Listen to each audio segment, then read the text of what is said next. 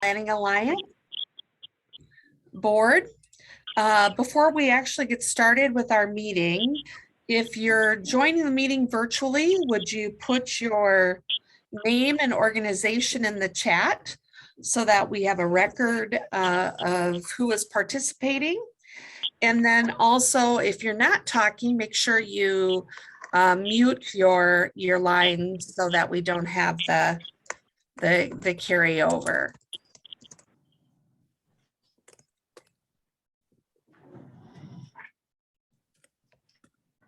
Great.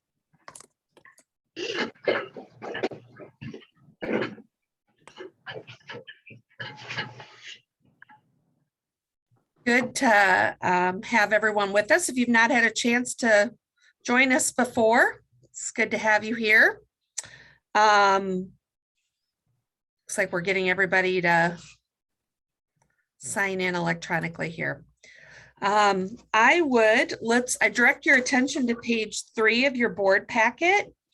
And when somebody is ready, I'll take a motion to approve the agenda. If you'd state who you are, that would be helpful to the person taking the minutes. And then I'll look for a second on that. Brenda, this is Clyde Evans. I'll move the agenda unless there's any changes anybody wants to make. Thank you, Clyde. Do I have a second to Clyde's motion? This is Greg Picklap, second.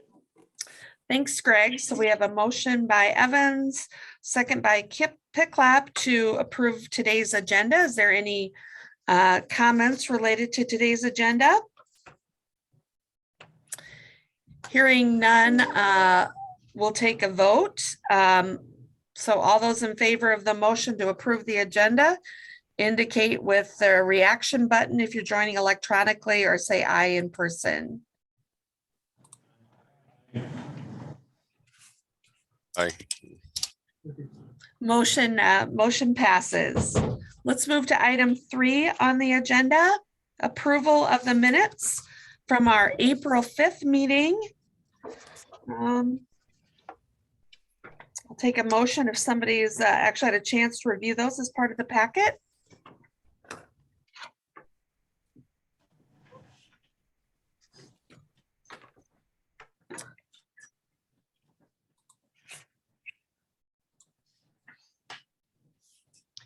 Tanya Mitchner, I'd move to approve the minutes.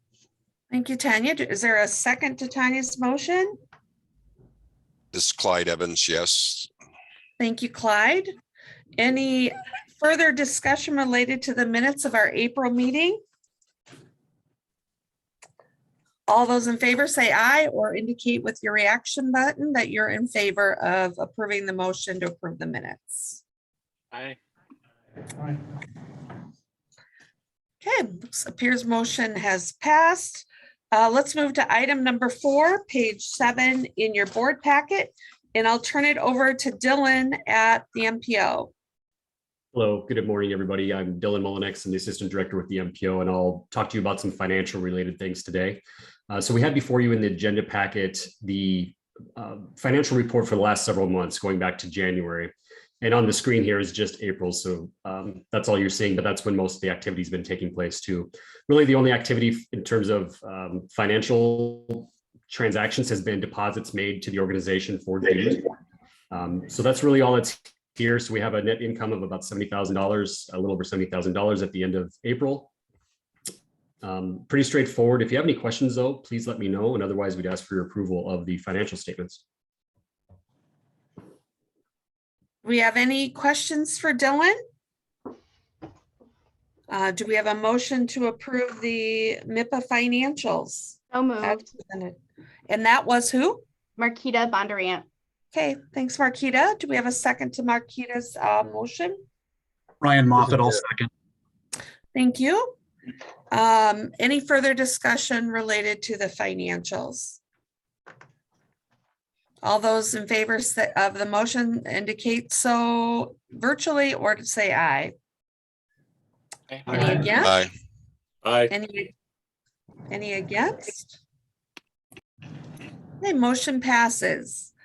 Let's move to item 5. Gunnar, I'm going to turn it over to you. Page 12 in your board packet.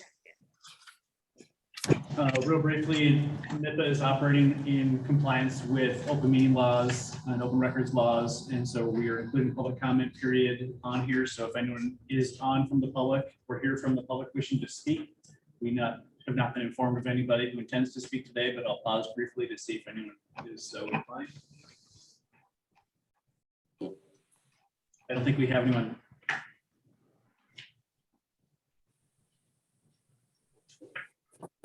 Okay, let's move to item 6 on the agenda. And Gunnar, are you also taking care of item 6, page 13 in our packets? Well, thank you and welcome everyone to the MIPA Board of Directors. We're really happy to have everyone here as well as your jurisdictions part of the organization. This has been in the works for better than 18 months at this point. And we're happy to be at this point right now. I think because a lot of you are new to this organization, it does warrant a brief overview and background. So we're going to cover a lot of ground here in a very short order. I would invite any and all of your jurisdictions to have one-on-ones with us and our new staff to dig in deeper to any questions you might have, and also to further the learning process because we need to learn about you as well. But to go back kind of the origin here, Iowa has had economic development districts in every part of the state except for mid-Iowa for several decades now. And as you can see on the map on the left, there are economic development districts all throughout the country. An economic development district is a couple of things. First, it's a designation by the EDA that are given to regions. And among other benefits, it helps improve competitiveness for federal grant applications. Another definition is the EDD refers to the organization that supports that, that region. And in this case, that would be MIPA. So one of the big reasons why this was pursued, and I should note that the MPO, the reason why there's MPO staff here is we took this on as to get it launched, and it is a separate organization, but the MPO is the one who kind of helped launch it.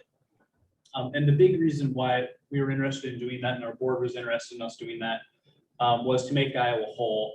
Mid-Iowa has been missing out on a lot of funding. Often EDDs are the first to receive funding after a major disaster. So just as a very recent example, EDDs throughout the state received nearly $500,000 in NOMAD funding from the CARES Act, simply because it lacks an EDD to distribute that money to.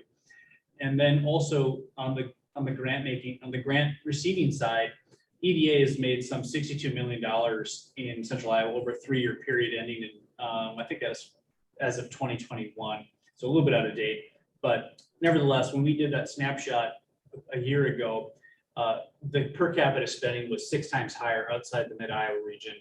We believe that a large part of that is because there was not an EDD to help facilitate those transactions. I do want to note that number is a little bit misleading in as much as there's a lot of stimulus dollars in that overall figure. That's not what the EDA spends on a regular basis. But anyway, that's what that 3-year period looked like. So it was quite a journey to get here. Phase 1, we had to raise support. Phase 2, we had to create an entity and create a SEDS, which we'll talk about a little bit more later in the meeting. And then we had to seek designation. So we had to create the thing and then ask for it to be so designated. But we were working hand in hand with EDA staff. They've been great to work with. They've been trying to make this happen for us. They've been very cooperative. Could not be more appreciative. And we launched operations in April, having received designation. Just a couple of notes on process. We did receive unanimous support from the boards of supervisors for all 7 counties here. This is for the creation stage. Subsequently, 5 of those counties joined as members. We're very happy to have them. And then in addition to that, the state of Iowa lent its support as well, which is a requirement for the designation process. So big thanks to the governor's office as well as IEDA. And then we did receive official recognition as an EDD in January of 26.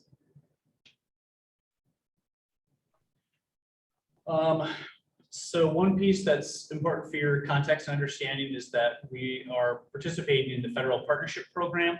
This is through the EDA, and basically it's $70,000 in annual funding to add capacity, staffing basically.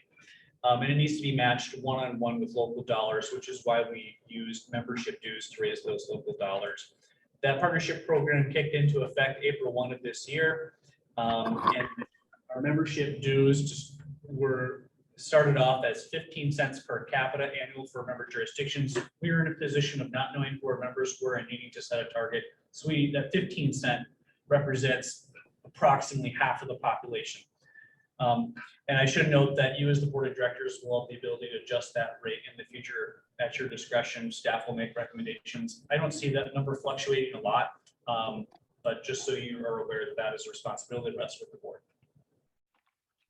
As of today, there are 52 jurisdictions. There are 96 jurisdictions eligible. That's 89 incorporated cities plus the 7 county governments. And we have 52 of them. But I think more significantly is the population covered represents 91% of the population. So most of the cities of any notable size are represented there. There are a few outliers, and we do anticipate a few additional cities joining on as we move on. I've had conversations with a couple that aren't on there as yet. We are very pleased to welcome Caleb Knudsen. We took him away from Marshalltown to be the senior planner, and he is going to be your primary point of contact going forward. Once I get through some of the historical stuff today, we're going to pass it off to Caleb to start talking about things going forward. So Caleb, anything you want to say? Good morning, excited. 28 quorum to get done in one day. It's pretty fantastic, I think. So it's gonna be a good time. And I'll pause there if you have any questions about the background here. I know, and we're going to touch a little bit more on some of the mechanics of how the organization works in a subsequent agenda item. But if you have any questions, I'd be happy to take them at this time.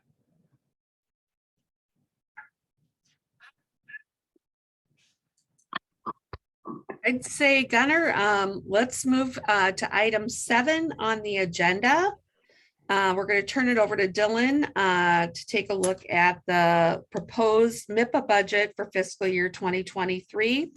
You can find that on page 14 in the board packet. Dylan? Yes, thank you. So I'll walk you through the budget. And for those of you that were on the interim board, a lot of this you've heard before, but there have been a few changes, and I want to make sure everyone follows along with what that is. So we'll walk through this here. As Gunnar mentioned a moment ago, there are 2 primary funding sources for MIPA. One is the dues that Gunnar just explained, 15 cents per capita to match the federal grant. So what we expect to receive based on the population that you just saw and the members that we just viewed on the previous page, there's about 115,000 in membership dues coming in. 70,000 of that we will use to match the 70,000 US EDA partnership program grant. The other 45,000 and change will be kept in reserve. So won't be programmed this year. It'll just be put aside for a rainy day. So the 70,000 match plus the 70,000 grant make up the bulk of it. But then we also expect that there'll be some degree of other grants and contracts that come in. Those could be contracts with other, MIPA members to do more specific work. And we'll talk a little bit more about that later on. Or it could be grants that, additional grants that come down that MIPA gets a piece of to do the administration or something along those lines. In subsequent years, we'll probably know what those dollars are prior to the budget being put together.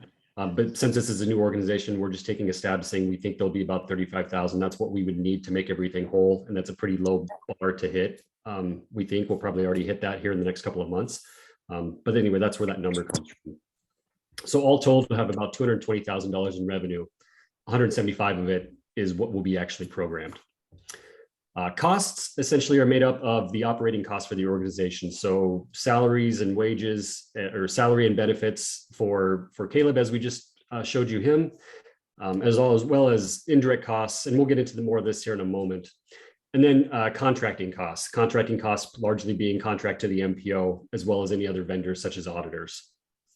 So at the end of the day, we have about $45,000 in balance. That $45,000 again is the overage from additional dues that we've collected above and beyond what we need for that grant. If we go to the next page, this is a little bit more breakdown on the costs. And this is where I want to make sure people are understanding how this is working. It's a little bit different than what the interim board saw. In terms of salaries and wages and fringe benefits, that makes up that 91,000 there in column C or row C. That constitutes 80% of our planner's time. So 80% of the cost, I should say. The other 20% comes in contract costs. So essentially, our senior planner, Caleb, his time is 80%, 20% by the MPO. And that's a change from what we showed you before. The reason for that change is that we found when trying to get benefits for a brand new one-person organization, they weren't very good or we couldn't get them.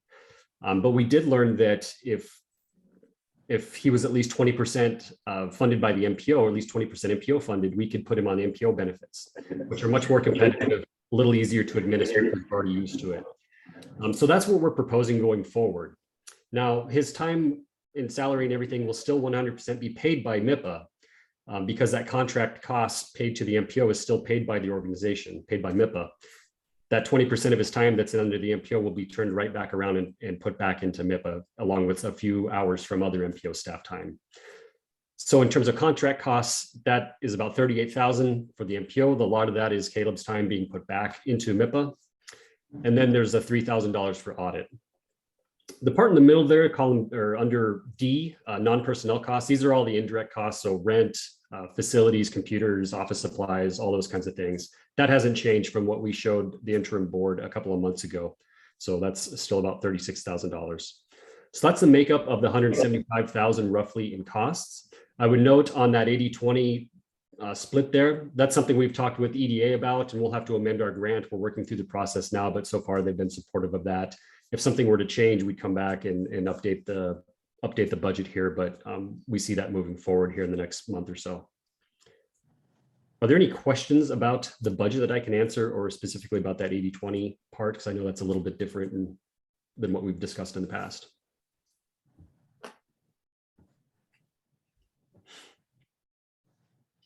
Okay, I'm not hearing any questions, Dylan.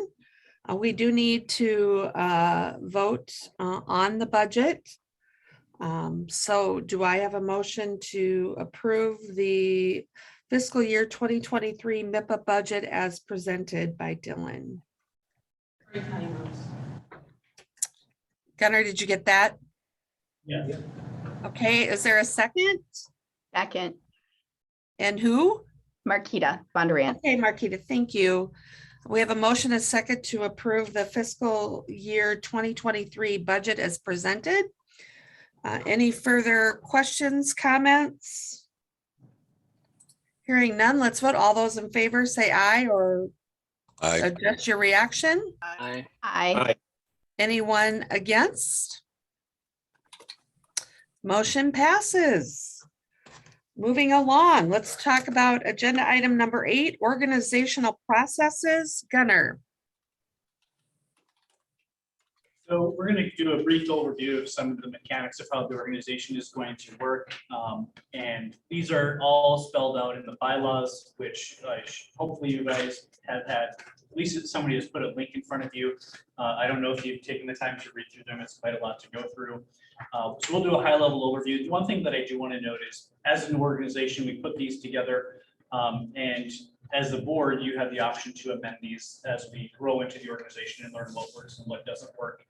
We talked about whether we needed any revisions at the interim board, and their thought was, let's live with it for a year, see how it goes, and then consider it. So anyway, just want to put that context into you that this is yours to amend if we decide we need to.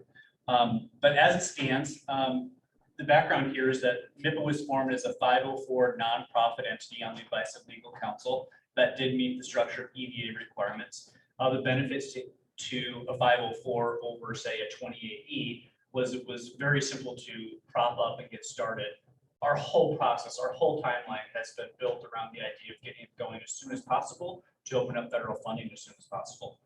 So that fed into that. It also has benefits to jurisdictions as joining becomes very easy as a 504. I'm sure your entities have all joined 28Es in the past. It can be rather cumbersome. So as we've laid it out, the board of directors, there's one representative per member jurisdiction. In addition to that, there are 2 private sector reps per county. And I'm using lowercase county here, so the geographical region. and then one each from ISU, DMAT, and the Greater Des Moines Partnership. Caleb sent out the latest board of directors list as it stands right now. We have communicated there are some vacancies that are available seats, you might say. Right now, there are 70 potential seats. 55 have been filled, but there are 15 more potential that could be filled. Among the notable responsibilities for the board are the budget, which you just passed, thank you.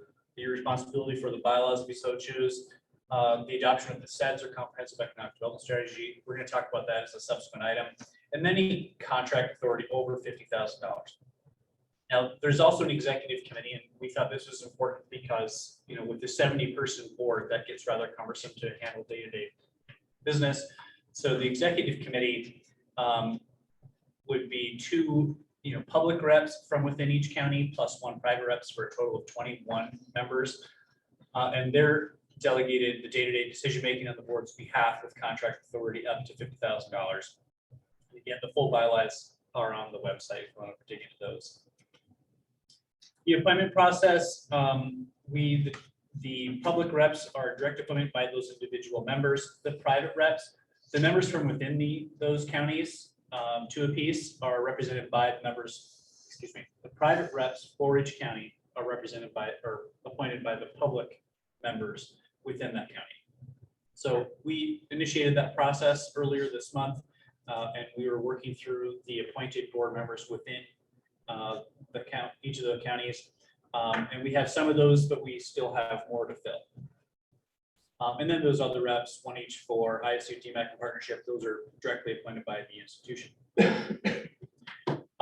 For the executive committee, again, there's 2 public reps and 1 private rep per county. And per the bylaws, staff is to reach out in December each year for those appointments. This year, because we're an organization, we did that at the same time we asked for the private reps. We did that earlier this month. So we will need to finalize the executive committee roster for their next meeting in a couple of months. Officer positions, these appointments are among the executive, the officers are appointed from among the executive members by the executive committee members, and they're supposed to do it in February of each year per the bylaws. And the officer positions include chair, vice chair, secretary, treasurer. The interim board did elect a slate of officers in September of 2021. We list the current officers there. I will note that one of our board members moved on to another position. Another one of our board members hired her away from a different one of our board members. Anyway,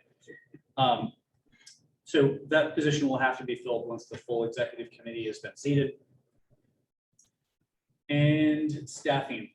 Dylan touched on this earlier, and we can go into depth more if you want to, but the broad strokes of it are that MIPA is directly employing a senior planner, but then, and Caleb here will be doing most of the work. But MIPA is also contracting with the MPO for back office, admin, and planning support, such as accounting, auditing, staff supervision, office space, payroll, etc. So Caleb's time is really focused on taking care of the members, and then that contract kind of handles the overhead. For membership, we're going to do an annual enrollment period to be advertised to eligible jurisdictions. We're thinking late in the year, early January, while your jurisdictions are developing their budgets.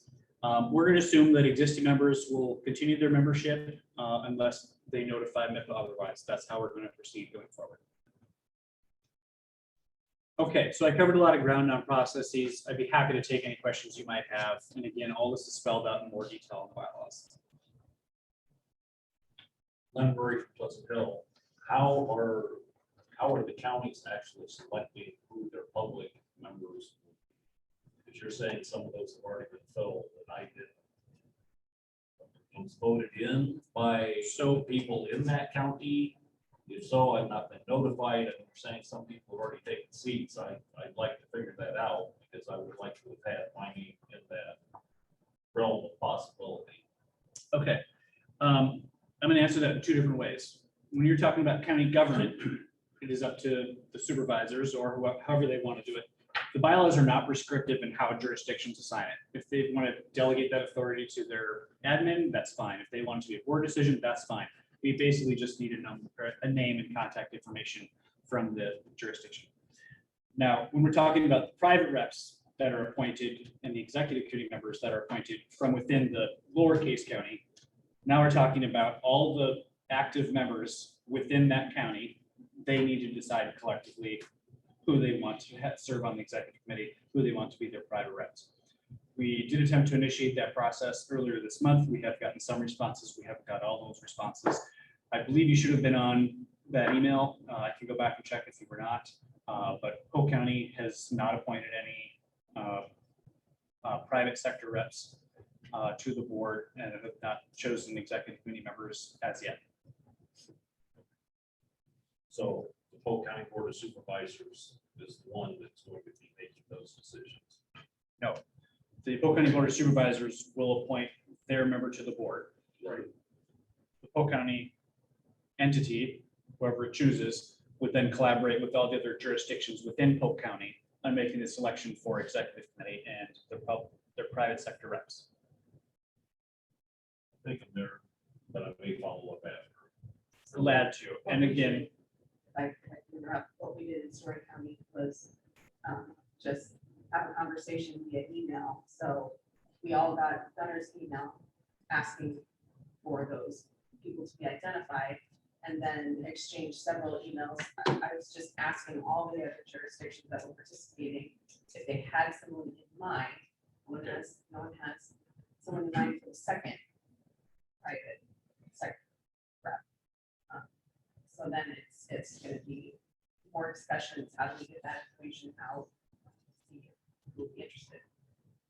I did get the email. I've had a conversation with someone within the Board of Supervisors about what do we need to do to convene some group to have that discussion. And I never heard anything back. That's my confusion with this. yeah, and this is the point where I'll say again that the interim board recommended we live with these for a little while and see how they go. But I'm hearing that we haven't got a rapid response, and I'm wondering if maybe it's more cumbersome than it needs to be. So we would be open to suggestions at some point. I would say as staff, our thought at this point is to try to live with them for a while and then see where we end up. But If you could let me know, that would be. sounds good.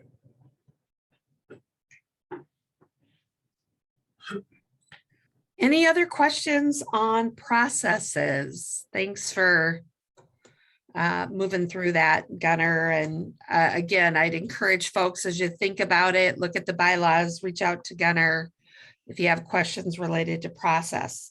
Let's go to item 9 on the agenda, which really is a report on the SEDS document, which is key to our organization. Gunner? Thank you again. So a comprehensive economic development strategy is exactly what it sounds like. And if you were to read through this, it would not sound, the conclusions, the data, the goals, all that stuff would sound pretty familiar to you because it really captures and reinforces a lot of the goals and things that you've already worked on in your plans, et cetera. But it is a federally required document. The big benefit to it is that when you are applying for some grant programs, especially through the EDA, it now is a very quick check the box. Yes, we're part of an EDD. Yes, there's a SEDS. Yes, this project helps advance the goals of the SEDS. So that's its real value on a tactical level. And then the other thing to note is that we MIPA as a brand new organization were required to have an adopted SEDS before we could apply for EDD designation.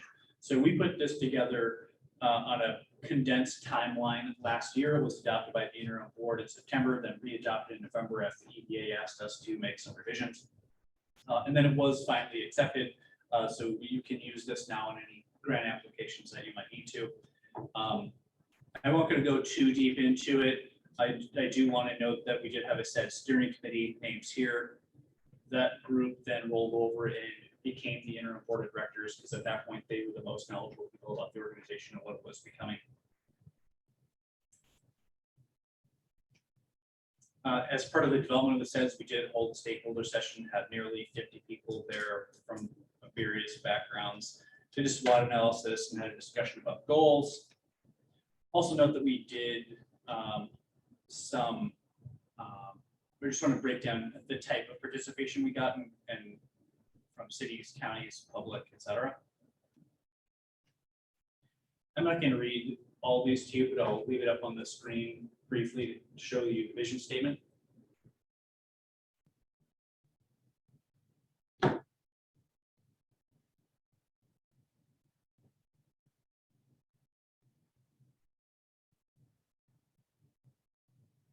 And now I'll show you the goals. And again, these are all high level. There's a lot more meat under these in the actual document. Not surprisingly, there's a lot of focus on workforce and infrastructure.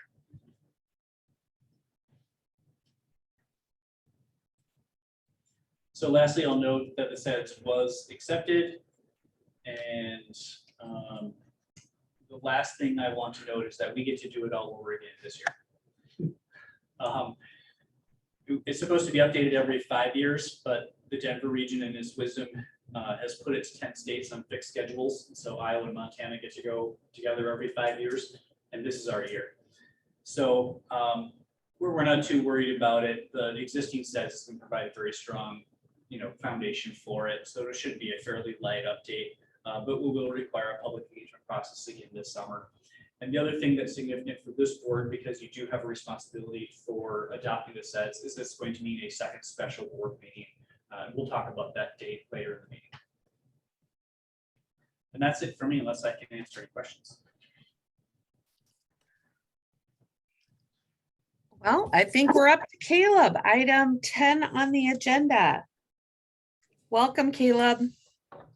Thank you, Brenda. Good morning again. My name is Caleb. I am super excited to be here. I'm excited to get to know each and every one of your communities, and I intend to spend time in each and every one of your communities through visiting. My email's open. I've already been chatting with Glenn a little bit, so just know that give me a call, give me an email, and we'll get things figured out. So this week we sent out a newsletter that had different funding opportunities, and that's an incredibly important document for your staff, for your communities to look at. What's out there, what's available. Recently, a few communities have been working on, Destination Iowa. It's a one-time pot from IEDA. A lot of it's going to go to Field of Dreams, but there's money out there for smaller communities, and we hope to secure some of that for the smaller communities.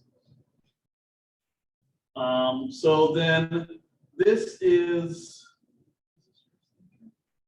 Yeah, okay, so I'll jump in real quick. Sorry, okay. The MPO before MIPA was really had got going, has been trying to assist communities with grants throughout the years. So on there is just kind of a bullet point list since 2019 of things we've assisted with. In 2022, we've been fairly successful, helped communities with about 2.3 million of wastewater treatment facility application program funding. Recently helped Knoxville with their facade application. Previous years, we've helped Melcher, Dallas, and Martinsdale. So just a variety of grants we've already kind of undertaken before MIPA was even a thing, just to kind of show that there is need and benefit out there to all of you. So this is what we've done so far before MIPA's got started. So we're excited about where we're at and where we're going to move forward with a full-time staff person devoted to these sorts of opportunities. Have to take any questions on that.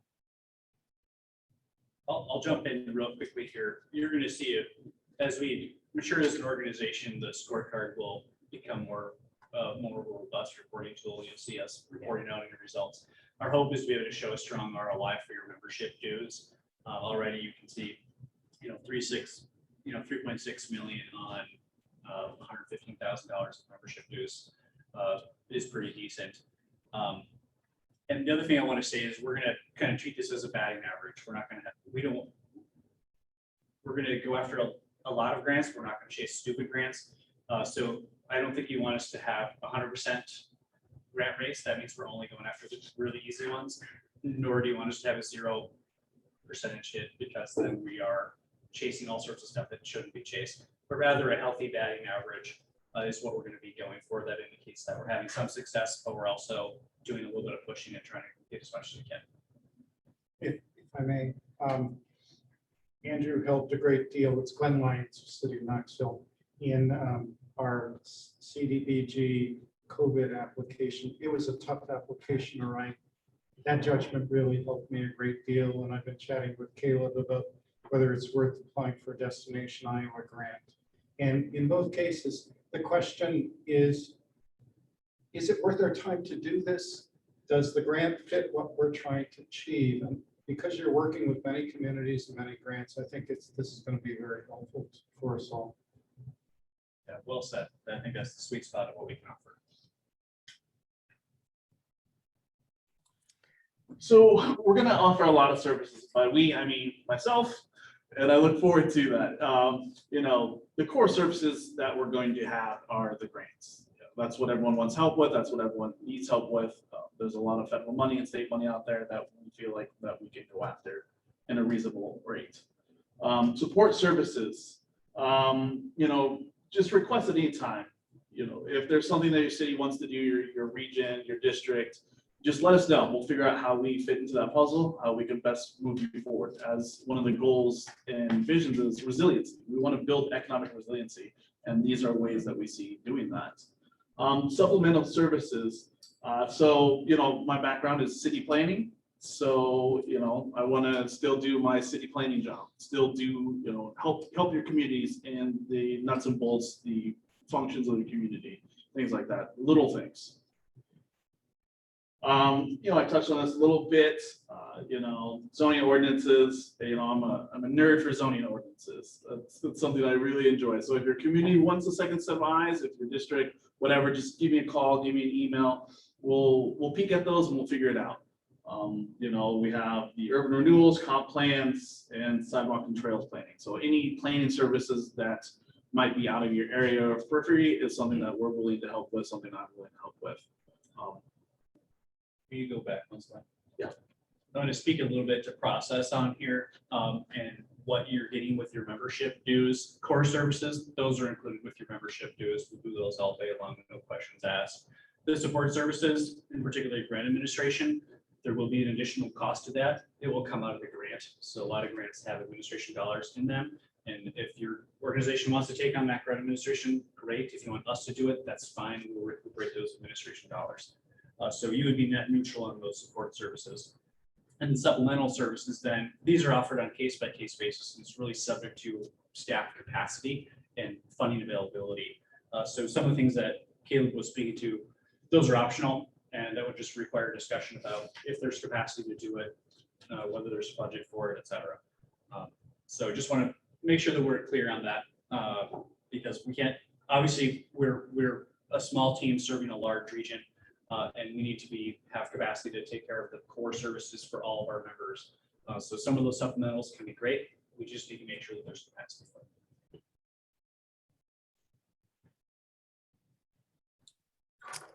Any questions about any of those?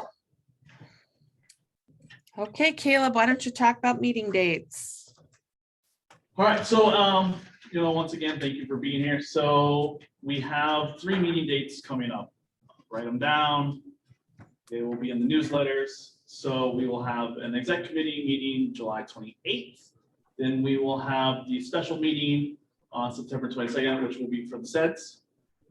And then to avoid Thanksgiving, we will have a meeting on November 17th, another exec meeting.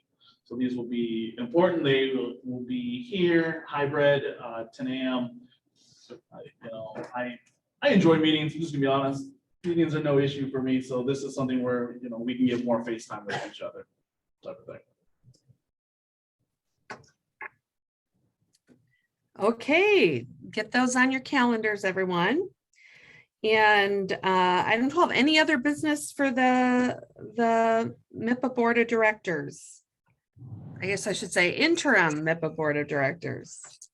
Brenda, I just had one question. This is Clyde Evans. Yeah, Is staff going to send out a appointment or calendar appointment on those meetings?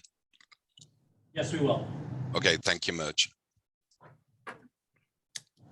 Any other questions, other business?